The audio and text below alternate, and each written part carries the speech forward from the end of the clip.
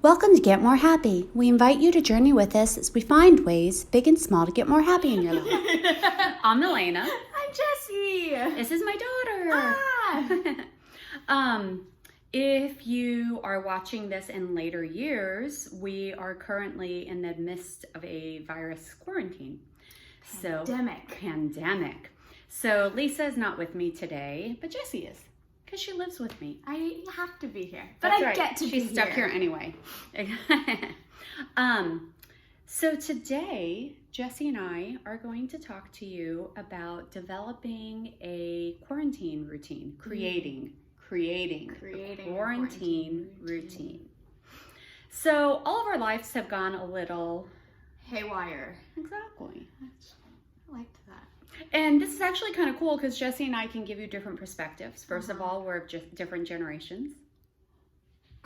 I would hope so if you're my mom. And secondly, Jessie is working from home. I am. It's an adventure.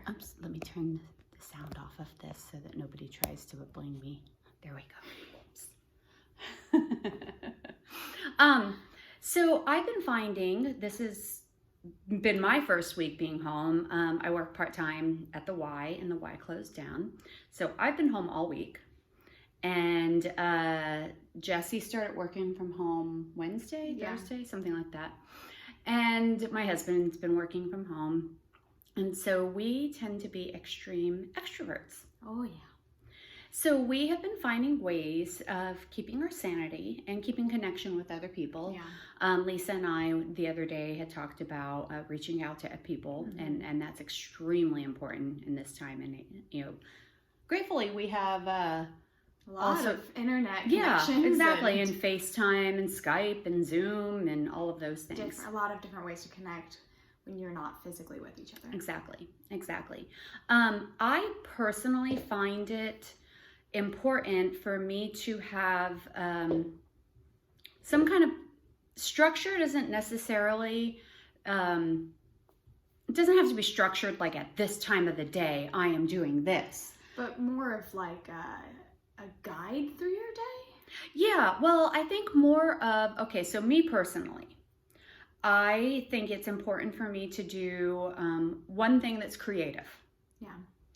And so for me, that can mean coloring, is what you suggested the other day. I haven't actually colored yet. I'm so proud of that suggestion. Yeah, that's true. I knit, and I can't focus for too long right now. So I'm making a blanket, so I knit one line at a time. Right, and then that gives you opportunity to bounce back and forth exactly. between this activity and that activity and fill up your day. Right, something artistic of some sort, something creative, something of some sort. That way. Yeah. I find I need to do something physical every day. Now, the other day, I did a Billy Blanks typo video. Man. He's great. Yeah, I love him.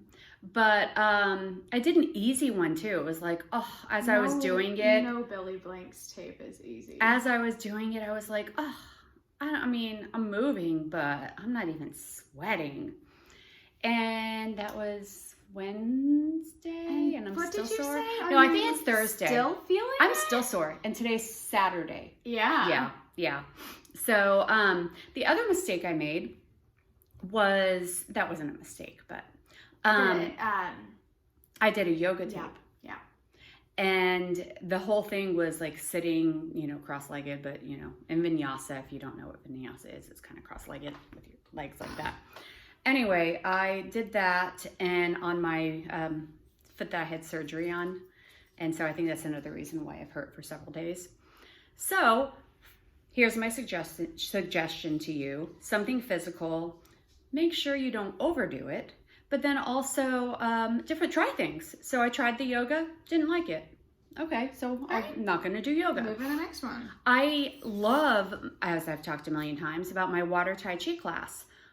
I actually teach that one 2 times a week on land. So I'm going to start doing my Tai Chi practice, right, without the water. Right. But here's something cool that I found. So I've been sore, my foot hurts, blah, blah, blah, blah, blah, but I still need to do something active. So we are Disney freaks. Yeah. And so I found treadmill videos that are walking through the Disney parks. It's so much fun. Yeah, so we don't have treadmill. No. So we just put it on So our this is us television, walking. just in the middle of our living room. Yeah. So It's like the days of Just Dance. exactly right. So I think that, you know, doing something physical. The other thing we were doing, it's been raining the last couple of days, so we didn't get to do this, but we were taking an after dinner walk.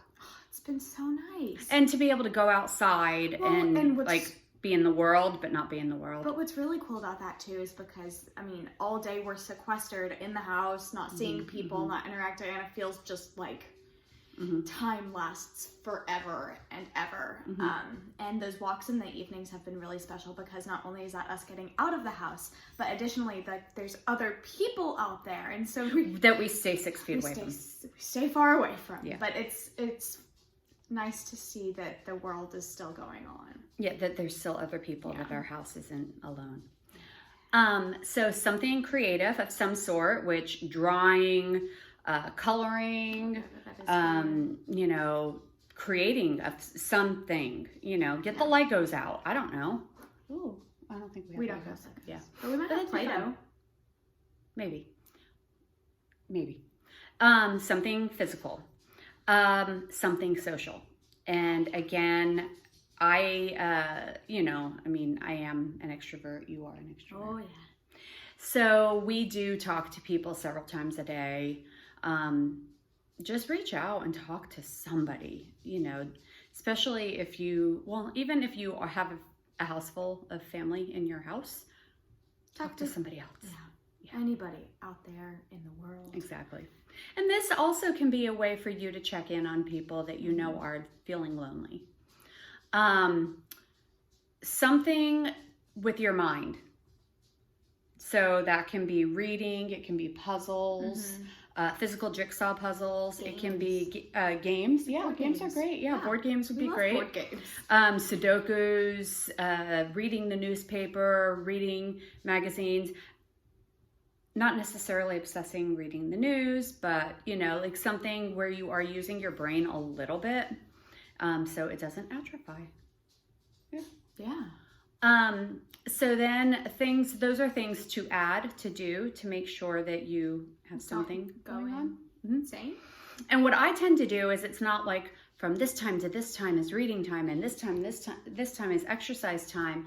I bounce. So it's like, okay, I'm starting to go a little bit stir crazy from this activity. Let me move to a different activity. So I'll knit a line on my blanket, like maybe 5 times a day at different various points of day.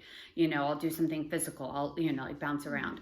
I do admit that I'm interspersing that with social media, which partially is a use of reaching out to people, and partially is my time when I check in on the news and see if there's any updates on things. Which is important to do. It is. I think that we need to be careful that we're not spending too much time checking in on the news and the updates. I mean, I think that there is a line there between staying informed and letting it consume you.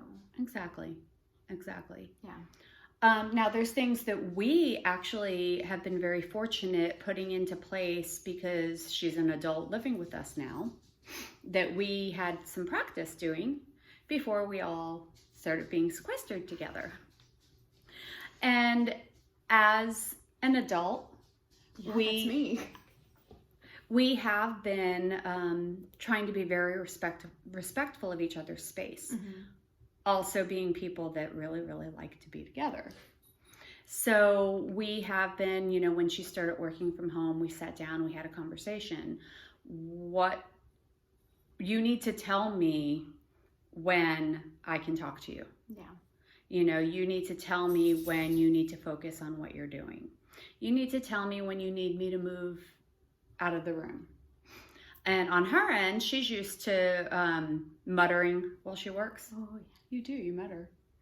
And It's so, helpful when you talk to yourself. I had to tell her, when you're actually talking to me, you're going to need to tell me you're talking to me because I'm going to just kind of tune you out. We also had to, oh wow, I lost my train of thought.